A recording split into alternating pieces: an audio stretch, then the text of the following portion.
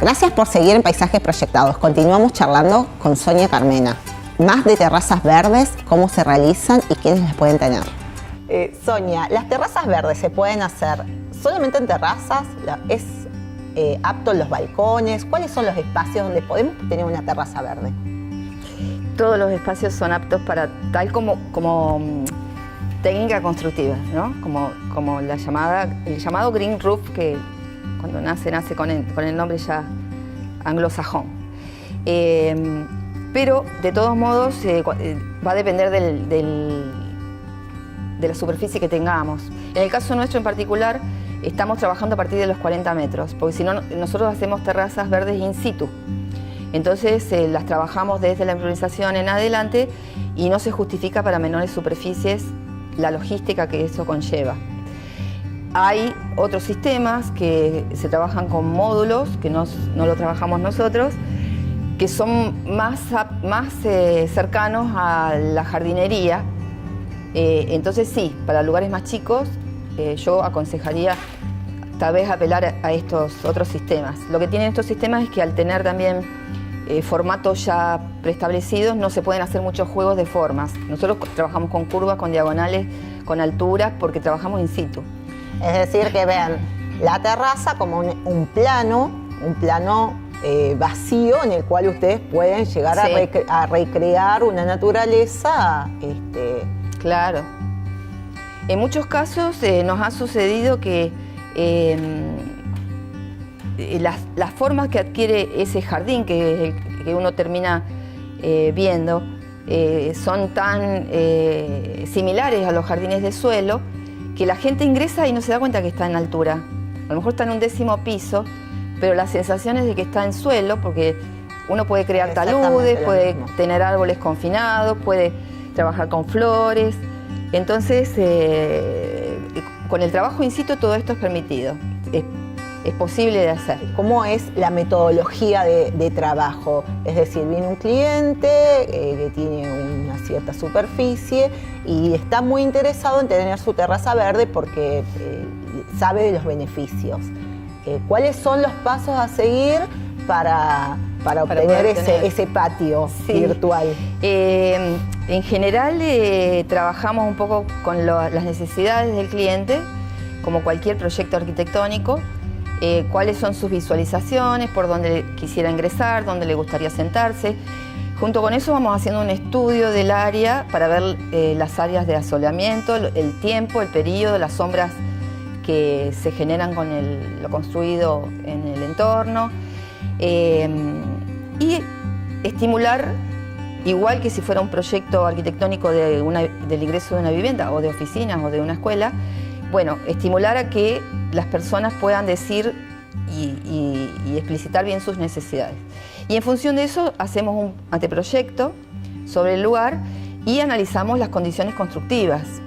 Básicamente que tenga prevista la sobrecarga necesaria, que en el caso de nuestro sistema base es de 150 kilos sobre metros cuadrados, que no es mucho, digamos casi todas las construcciones lo tienen ya previsto y más, pero de todos modos hay que siempre analizarlo. Y luego los lugares más aptos para que no reciba, lo que sucede en ciudad es que a veces recibe un asolamiento directo y después sombra directa, entonces esos cambios tan bruscos no son muy beneficiosos para las plantas. Entonces, claro, si esos sectores se pueden utilizar para poner mesas o para descanso, y trabajarlos con material en seco, esos sectores, y dejar los más aptos para las plantas, mejor. En todos los casos van a funcionar con todas sus propiedades, que son aislante térmico, aislante acústico y retención de agua durante las lluvias. Y en cuestiones de aislaciones, uno de los mitos o uno de los miedos que tiene una persona o cualquier persona a tener una terraza verde es la humedad. Claro, es el mito, es como a veces cuando te hablan de las enredaderas, que la enredadera es la que trae humedad, y son mitos que se han establecido y a lo mejor ha habido experiencias, en general cuando ha habido experiencias de problemas de filtraciones, porque ha habido abandono, tanto de las paredes como de esos techos. Y no ha habido un mantenimiento. No ha habido un mantenimiento y una observación. La planta se desarrolla agreste Y además, no solo las plantas previstas, como hablábamos anteriormente, de que uno prevé según el uso, la necesidad y el lugar que planta, sino que son plantas que semillas que vienen volando y se asientan allí, encuentran un buen lugar para vivir y se van a quedar. Y si esas plantas no están bajo control, tampoco sabemos cuál va a ser su conducta luego. Entonces se transforman como un cuco, como un enemigo desconocido. Y la realidad es la siguiente, la realidad es que las membranas de impermeabilización, que son las que aplicamos al inicio, previo a todo el resto de los componentes de la terraza verde, mantienen su calidad y su trabajo y su elasticidad mucho más tiempo que cuando están expuestas como acostumbramos a verlas. Las cubiertas verdes ayudan a la biodiversidad y fortalecen el vínculo entre la naturaleza y la ciudad. La preservación de la biodiversidad es una medida que se utiliza comúnmente para evaluar la salud de un ecosistema y es particularmente crítica en áreas desarrolladas. La fragmentación del hábitat, la contaminación y el ruido hacen que las ciudades lugares hostiles para la mayoría de las plantas y animales. Los techos verdes representan un hábitat saludable para el paisaje urbano. Se ha verificado un aumento de especies autóctonas y de aves. Una terraza verde bien cuidada y prevista no tiene que tener absolutamente ni humedad, ni fisuras, al contrario, lo único que tiene que darnos es beneficios. Solo beneficios. Lleva un control obviamente sobre los desagües como cualquier terraza, menor aún porque no vamos a tener la cantidad de hojas y polución que hay normalmente en una terraza y cuando viene una lluvia, a veces después de 2 meses, arrastra todo al desagüe y lo tapa. Pero sí hay que tener un control sobre ellos de por lo menos una vez cada mes, cada 2 meses de limpieza. Las cuestiones básicas las necesita. No es factible de olvidarse, excepto que uno haga un diseño previo de desagües que ya van a trabajar de otro modo. O sea, hay que trabajarlo previamente y ahí se adquiere mucha más autonomía, incluso en la limpieza. Pero no existe nada que hoy tengamos sobre la Tierra que no requiera de algún grado de mantenimiento para que coexistan distintos materiales entre sí. Y Sonia, en cuestiones de costos, que eso también por ahí es un tema importante. Es un tema sí. importante y es un tema también que a veces hay personas que inclusive no llegan en la instancia de querer averiguar porque ya dicen, es caro. Sí, me ha pasado que me escriben y me ponen, ay, ojalá fuera millonaria. Ay, ojalá fuera tan rico como ese otro que lo hizo, porque ven alguna foto que les gusta, ¿no? Sí. Y verdaderamente no es caro, no es un sistema caro. Es un sistema que, o sea, en Rosario y en nuestras zonas céntricas del país, al tener tantas terrazas horizontales, estamos muy acostumbrados a ver la membrana de aluminio, la aluminizada, expuesta. Entonces, bueno, en relación con eso sí puede llegar a ser caro. ¿Por qué? Porque lleva varias capas a posteriori. Porque esa es como la mínima impermeabilización que uno puede darle a una Y además, cubierta. La realidad es que hay que saber que está sufriendo a la intemperie toda esta gran diferencia entre calor y frío que veníamos hablando. Con lo cual, el tiempo de garantía de 10 años no se va a cumplir, porque no está en buenas condiciones. Y luego, la cubierta de aluminio lo que está haciendo es emitir todo ese calor hacia los demás. Sí. Entonces también, si uno lo piensa, bueno, en casa me salvo de que se me entre el agua y hasta puedo llegar a bajar medio grado de calor con la cubierta de aluminio, pero la estoy emitiendo a la atmósfera, a la bóveda celeste y al vecino de al lado, que si llega a tener un vidrio, lo va a estar recibiendo. Entonces, a algún lado va a parar eso. En comparación con eso, hay personas que cubren la membrana y la cubren con un suelo, con algún piso, de calidad mediana o estándar para que dure y para que no se fisure.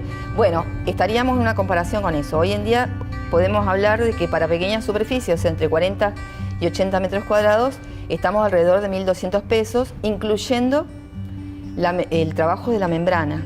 Y las pruebas, nosotros hacemos siempre una prueba de estanqueidad previa, o sea, llenamos toda la terraza de agua y observamos qué es lo que está sucediendo abajo antes de continuar. Es decir, que la relación es coloco coloco piso de cerámico y demás, con todo lo que conlleva, o coloco una terraza verde, en dinero gasto lo mismo y en beneficios tengo un beneficio para mí y para todos mis vecinos que no tiene... Tenés los beneficios de las aislaciones, que un suelo cerámico es muy bonito, pero tiene carga de calor, de temperatura. Y en uso también. O sea, cuántas veces, también conversando con clientes, dicen, pero verdaderamente entre la necesidad de tener un verde para disfrutar, para poder estar descansando, y tener el sueño de comprarse una casa quinta o al menos un lote para hacerse un quincho, que tiene que comprar el lote. Diseñar, o sea, todo lo que conlleva una nueva vivienda. Pagar impuestos. Y en una casa, en su propia casa, ya está pagando esos impuestos, no tiene extras. Entonces, con lo cual, cierra completamente en una posibilidad de, en muy poco tiempo, contar con la casa quinta en la propia casa, sin mayores costes. Y adentro, y viviendo adentro de la ciudad. Ahorro transporte, ahorro contaminación. Es decir, que es como que es un círculo que cierra perfectamente. Son tantos los beneficios que a veces uno cree, cuando uno lo empieza a enumerar, parece ser una propaganda, pero no lo es, son reales. Incluso nosotros arquitectos trabajando en el tema seguimos asombrándonos de los beneficios que trae una solución tan sencilla. Compleja como tecnología, pero sencilla en implementación y en tiempo. Una vez... ¿Cuál es el tiempo que les lleva la ejecución de 40 metros cuadrados? Y unos 40 metros cuadrados los podemos tener en 15 días funcionando. Por eso o sea, en relación más o menos de lo que es un cerámico también, o lo que es... Sí, y con mucho menos polución en el aire, porque los materiales, ninguno va a parar sus partículas al aire. Por suerte nosotros ahora estamos siendo muy convocados por las constructoras y por los desarrolladores. Entonces ya desde antes del proyecto ya están pensando en incorporarlas. Entonces también estamos hablando de más superficie, porque a veces se combina con un espacio que han destinado para un gimnasio, un espacio que han destinado para todos una los espacios piscina, comunes. Para los espacios comunes. Entonces ya es más fácil incluso trabajar técnicamente con todo. Pero también tenemos muchísimos clientes. Bueno, ahora a principios de año llegamos a los 10.000 metros ya hechos y ya ahora estamos creo que en los 11.500, o sea que viene creciendo muy aceleradamente la necesidad de la gente y también el acercarse y poder hacerlo. Y el conocimiento tal vez, porque o sea, desmistificar una cosa, no es caro, no es difícil y no es peligroso. No es peligroso. Bueno, Sonia, muchísimas gracias por acompañarnos, ha sido más que instructivo. Hemos llegado al final de este programa. Espero que hayan disfrutado de esta edición. Hemos conocido qué son las terrazas verdes y cuáles son sus beneficios. Recuerden que pueden comunicarse con nosotros a través de Facebook, Paisajes Proyectados TV, o a través de nuestra página web www.paisajesproyectados.com.ar. Que tengan una muy buena semana. Nos vemos en una nueva edición de Paisajes Proyectados.